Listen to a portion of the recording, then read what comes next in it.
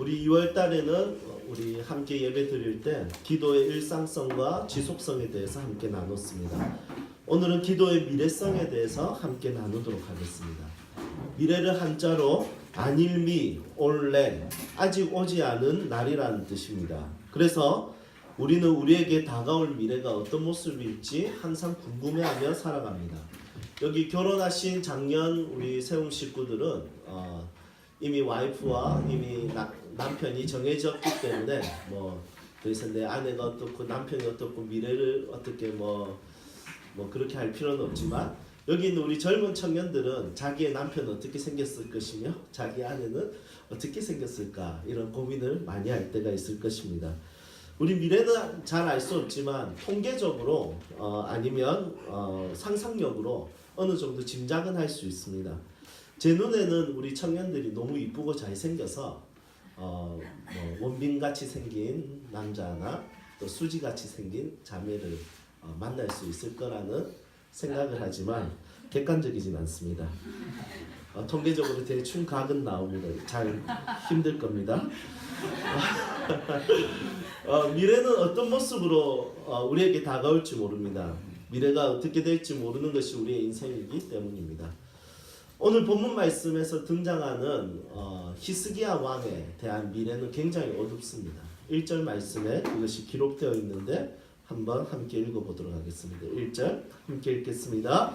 그때 히스기야가 병들어 죽게 되매 아모스의 아들 선지자 이사야가 그에게 나아와서 그에게 이르되 여호와의 말씀이 너는 집을 정리하라 내가 죽고 살지 못하리라 하셨나이다. 아멘. 히스기야가 병에 걸렸습니다. 병에 걸려서 거의 죽기 직전에 병에 걸렸습니다.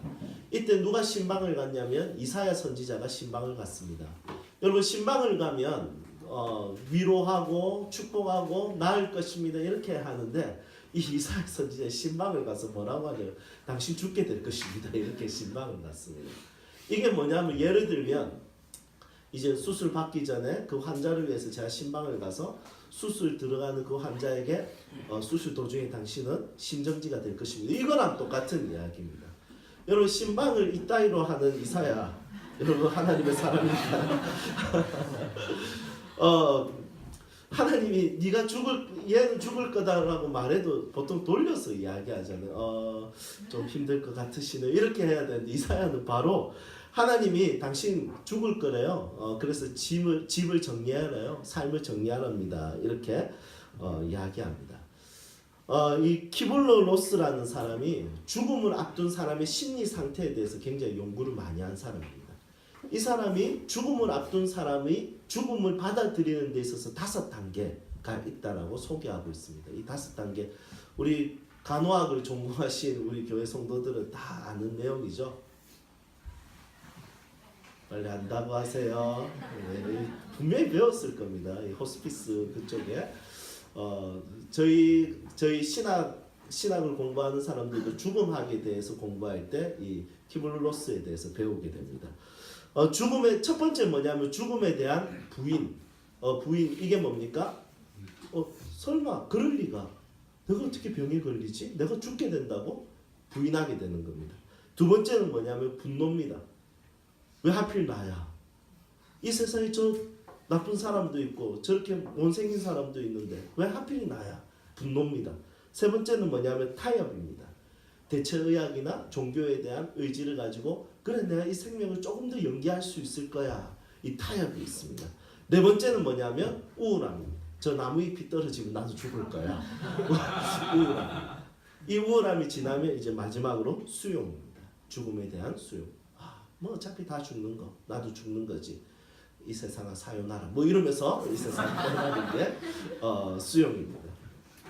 여러분 현재 히스기야는 병이 깊어졌습니다. 병이 깊어졌기 때문에 사실은 이제 할 수 있는 것은 죽음에 대한 부인도 할 수 없는 상황이고 죽음에 대해서 분노하기에는 힘도 없는 상황입니다. 이제 마지막 남은 게 죽음과의 타협인데 히스기야는 하나님을 믿고 있었기 때문에 죽음과의 타협을 가능할 수 있었습니다. 그런데 이사야 선지자가 와서 죽음과의 타협을 아예 할 수 없는 메시지를 던집니다. 하나님이 당신 죽는데요. 이렇게 분명하게 메시지를 선포합니다. 그런데 히스기야는 그 말씀에 히스기야는 그대로 수용하지 않습니다. 제가 인터스텔라 영화를 봤을 때 정말 눈에 딱 꽂히는, 마음에 딱 꽂히는 대사가 있었는데 그게 뭐냐면 어두움을 순수히 받아들이지 마라. 절망을 순수히 받아들이지 마라. 여러분 이 이야기에 가슴이 딱 꽂혔는데 히스기야는 그것이 하나님의 말씀이라고 할지라도 그냥 자기의 마음에 그냥 받아들인 것이 아니라 한 번 더 타협을 하는 것입니다. 죽음에 대해서 하나님과 타협을 하는데 그 타협점이 뭐냐면 바로 기도라는 것입니다. 신앙생활에 있어서 마지막까지 할 수 있는 신앙의 행위가 있습니다. 그게 뭐냐면 죽기 직전까지 할 수 있는 신앙의 행위가 뭐냐면 말씀 암송이겠습니까? 죽음 바로 앞에 있는데 내가 외워야지 이런 거 아니에요. 죽음 바로 앞에 있을 때 전도겠습니까? 물론 전도일 수도 있습니다. 너희들 다 예수 믿고 잘 살아 안녕 이렇게 할 수 있습니다. 그런데 마지막까지 힘이 다 빠졌을 때까지 마지막까지 할 수 있는 인간이 하나님께 할 수 있는 신앙의 행위가 뭐냐면 바로 기도입니다. 예수님도 십자가에서 죽으실 때 예수님께서 마지막으로 하셨던 신앙의 행위, 물론 신앙의 행위라고 하긴 그렇지만 하나님과의 관계를 유지하는 그 입장에서 예수님이 하신 게 뭐냐면 아버지여 내 영혼을 아버지 손에 부탁하나이다. 기도였습니다. 여러분 하나님께서는 우리에게 기도를 엄청난 선물로 주셨습니다. 끝까지 하나님 앞에서 어떤 문제에 대해서 타협할 수 있는 어떤 신앙의 행위로 우리에게 주신 것입니다. 여러분들의 삶들 가운데 기도가 잘 훈련되어져야 됩니다. 그래야지 모든 인생이 끝에 다다랐다 싶었을 때 그때 다른 것 찾지 않고 사람 의지하지 않고 그때 하나님 의지하고 하나님 붙들고 하나님께 부르짖는 그런 기도의 사람으로 여러분들의 삶을 살아갈 수 있게 된다는 것입니다. 그래서 히스기야는 이렇게 기도했을 때 하나님이 응답하십니다. 5절 우리 함께 읽어보도록 하겠습니다. 5절 말씀 함께 읽겠습니다. 너는 돌아가서 내 백성의 주권자 히스기야에게 이르기를 왕의 조상 다윗의 하나님 여호와의 말씀이 내가 내 기도를 들었고 내 눈물을 보았노라. 내가 너를 낫게 하리니 내가 3일 만에 여호와의 성전에 올라가겠고. 아멘. 히스기야의 기도에 하나님께서 외면하지 않고 하나님께서는 이사야를 통해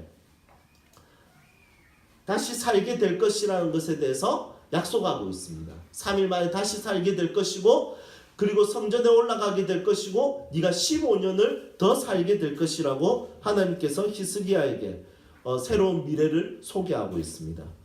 히스기야의 기도는 죽음의 그림자가 바로 앞에까지 들이닥친 히스기야의 인생에 미래를 부여하는 것을 보게 됩니다.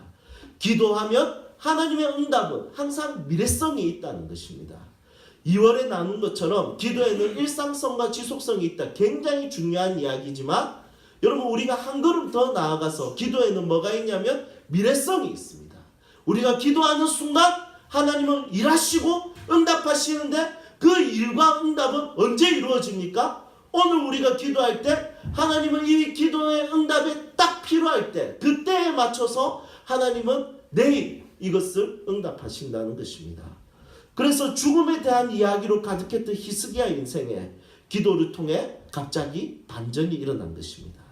3일 안으로 나을 것이고 15년을 더 살게 될 것이다.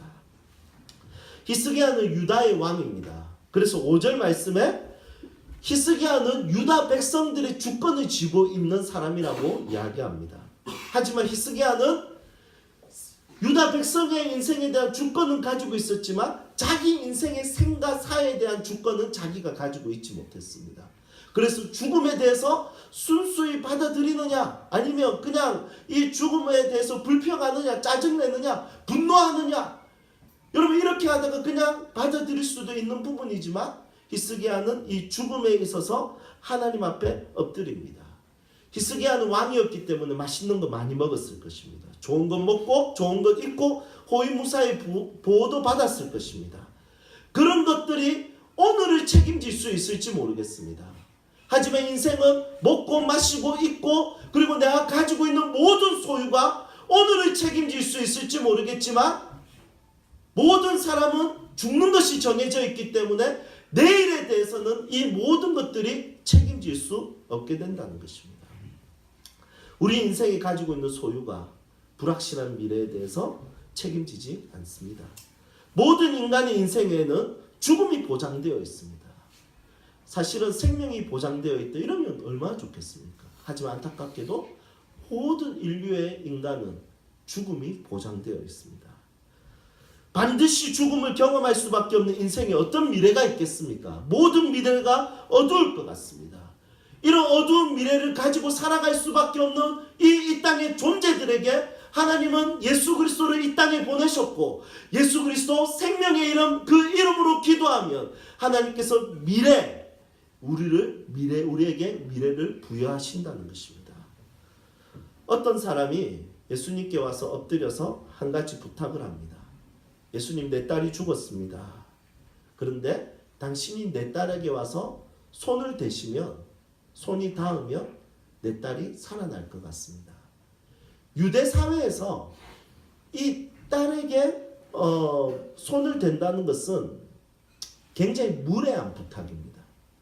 왜냐하면 레위기 21장 11절에 보면 시체를 가까이 하지 마라. 그것은 부정한 것이라고 되어 있습니다. 그래서 유대 사회에서는 시체를 가까이 하고 시체를 만지는 것 자체가 더러운 행위고 부정한 행위입니다. 그래서 예수님에게 내 딸의 시체에 손을 대어 주십시오. 여러분, 이것을 부탁하는 것은 무례한 것이죠. 지금도 여러분 시체에 대해서 함부로 다가가는 것은 쉽지 않은 것입니다. 그런데 유대 사회에 이미 레위기 말씀에 이것을 기록하고 있고, 시체를 멀리하고 더러운 것이라고 이야기하고 시체를 만지면 부정해진다라고 인식하고 있는 이 사회 속에서 이 사람은 자기 딸에게 손을 대어달라고 예수님께 부탁합니다. 말도 안 되는 부탁이죠. 들어주기 힘든 부탁이죠. 굉장히 무례한 부탁입니다. 그런데 예수님은 이 여자의 몸에 손을 대어주십니다. 왜냐하면 그 사람이 부탁했기 때문에. 여러분, 말도 안 될 것 같지만 예수님께 부탁하면 말도 안 되는 것을 우리에게 응답해 주실 때가 있다는 것입니다. 그런데 그 뒤에 이 아이가 살아납니다. 딸아이가. 살아나기 전에 하나의 에피소드가 있습니다. 그 에피소드가 우리 함께 찾아서 한번 읽어보도록 하겠습니다. 마태복음 9장 24절입니다.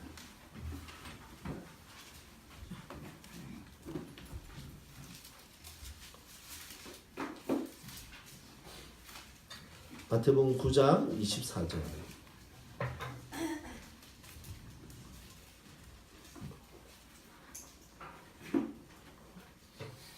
함께 읽겠습니다. 이르시되 물러가라. 아멘. 예수님께서 뭐라고 말씀하시냐면 이 소녀는 죽은 것이 아니라 잔다. 이렇게 이야기하십니다. 그리고 주변에 있는 사람들은 그 말씀에 비웃어버립니다. 비웃을 수밖에 없죠. 왜냐하면 죽었으니까. 자는 게 아니니까. 죽었으니까 미래가 없는 거예요. 죽은 자에게 어떤 미래가 있겠습니까? 죽은 자에게는 아무것도 기대할 수 없습니다. 죽은 사람의 몸에 난 상처에 소독약을 바르는 것 웃긴 일입니다. 죽은 사람에게 뭔가를 가르쳐주고 교훈하는 것 웃긴 일입니다. 죽은 사람의 팔이나 다리에 깁스를 해주는 것 웃긴 일입니다. 죽은 자에게는 어떤 일을 해도 아무 일도 일어나지 않습니다. 하지만 죽은 소녀를 향해서 예수님이 뭐라고 말씀하시냐면 죽은 것이 아니라 잔다 이렇게 말씀하십니다. 여러분, 자는 자는 뭔가 해줄 게 있습니다. 깨울 수 있습니다. 깨워서 밥 먹일 수 있습니다. 깨워서 옷 입힐 수 있습니다. 깨워서 뭔가를 가르칠 수 있습니다. 다음에 과정이 있다는 것입니다. 예수님이 사람들이 봤을 때는 죽은 자이기 때문에 이 죽은 자는 이제 끝이다 이렇게 생각했지만 예수님은 죽은 것이 끝이 아니라 죽은 것을 뭐라고 여기냐면 잔다라고 이야기하고, 잔다라는 이 메시지 안에는 이 아이를 향한 미래성을 부여하는 것입니다. 예수님은 생명으로 충만하신 분입니다. 미래성을 가진다는 것은 생명으로 충만하기 때문에 미래성을 우리에게 부여할 수 있는 것입니다. 미래가 있다는 것은 생명이 있다는 것입니다. 미래가 있다는 것은 생명으로 책임진다는 것입니다. 기도라는 것은 무엇이냐? 생명으로 충만하신 예수 그리스도의 이름으로 기도하고 이 기도를 통해서 생명으로 충만하신 하나님의 응답을 경험하면서 미래에 대해서 부여를 받는 것입니다. 놀라운 미래, 멋진 미래, 하나님께서 주신 화평의 미래, 사랑의 미래, 사명의 미래, 놀라운 미래가 우리를 채우는 것입니다. 죽음 앞에 놓여서 아무것도 할 수 없었던 히스기야는 기도를 통해서 하나님의 응답을 경험하여 다시 살 수 있게 되었습니다. 이것이 바로 기도의 미래성입니다. 사랑하는 여러분, 하나님은 우리의 내일과 미래를 위해 기도를 우리에게 선물로 주셨습니다. 우리가 기도하면 하나님께서 응답하여 우리에게 미래를 부여하시는 분이십니다. 이 소망 없는 이 땅 가운데 오늘 우리가 새 교회에 대해서 나눴을 때 누가 봤을 때는 저 노숙자에게 무슨 미래가 있겠어? 누가 봤을 때는 개척한 지 4년 된 교회가 어떤 미래가 있겠어? 아직까지 저렇게 모이는데 빨리 문 닫아야 되는 거 아닌가? 어떤 아이들은, 이 소녀 아이들은 위기 청소년, 이 아이들은 소망이 없어, 끝이야, 모든 게 끝났다라고 이야기할 때 아니야, 그들에게 미래가 있어 라고 말할 수 있는 존재가 있는데 그게 어떤 사람이냐면 기도하는 사람들이에요. 왜냐하면 기도할 때 하나님은 그들을 향한 미래를 부여하기 때문입니다. 여러분, 교회를 위해서 기도하는 자들이 교회를 위해서 절망적인 이야기를 할까요? 이 나라를 위해서 기도하는 자들이 이 나라를 위해서 절망적인 이야기를 할까요? 항상 기대하는 거예요. 언젠가는 주님이 응답하실 거야. 언젠가는 역사하실 거야. 우리 주님께서 일하실 거야. 이것을 기대하면서 살아가는 것이 기도하는 사람들의 모습이라는 것입니다. 여러분, 우리 기도하는 사람 되어야 되겠습니다. 아멘입니까? 네. 여러분, 기도하는 사람이 되십시오. 사람 의지하지 말고, 돈 의지하지 말고, 내가 가지고 있는 상황과 환경 속에 내 실력 의지하지 말고 하나님 의지하여 가장 절망적인 순간에 하나님의 응답이 나타날 것을 기대하며 살아갈 수 있는 주님의 사람들이 되기를 온 마음으로 축복합니다. 이제 말씀을 정리하겠습니다. 노화는 시간이 지나면서 늙어가고 모든 기관이 약해져 가는 것을 의미합니다. 과거에는 노화는 피할 수 없는 것이라고 여겼습니다. 그래서 어쩔 수 없이 수용하는 것이었습니다. 그런데 현대의학에서는 노화를 조금씩 병으로 인식하기 시작했습니다. 그러니까 노화를 그냥 받아들이지 말고 우리 한번 이겨보자. 병으로 인식한다는 것 자체가 약을 처방하고 복용하며 고칠 수 있다는 거 아니겠습니까? 실제로 현대에서 인류의 수명이 굉장히 많이 길어졌습니다. 그래서 60에서 80세 이 세대를 노노 세대라고 부르더라고요. 무슨 말인지 아세요? 노노 세대? 이 앞에 있는 노는 영어로 NO, 아니다라는 뜻이고 뒤에 있는 노는 늙을 노라는 뜻입니다. 그러니까 늙었는데 안 늙은 세대, 이게 노노 세대입니다. 신체로 봤을 때 늙었는데 사회적으로 봤을 때는 니 몇 살이니? 60세니? 아직 젊네. 한참 때네. 100세 어르신이 말할 수 있는 이게 그런 세대가 바로 60에서 80세 노노 세대라고 이야기하더라고요. 여러분, 이렇게 수명이 길어졌는데 인류의 미래는 밝습니까? 소망이 있습니까? 수명이 길어진 것과 인류의 미래가 밝은 것은 아무런 상관이 없습니다. 수명이 길어진 것 때문에 아무도 인류의 미래가 밝다라고 말하지 않습니다. 언제 전쟁이 일어날지 모르는 이 세대 가운데, 언제 문제가 생길지 모르는 이 세대 가운데, 언제 고통과 아픔을 경험할지 모르는 이 세대 가운데 누가 미래가 밝다라고 말할 수 있겠습니까? 하지만 끝까지 밝은 미래가 있을 것이라고, 하나님이 일하실 것이라고, 하나님께서 이 땅에 하나님의 나라를 이루실 거라고 끝까지 붙들고 실험하고 고민하고 하나님 앞에 나아가는 존재들이 있는데 그들이 누구냐면 바로 기도하는 사람들입니다.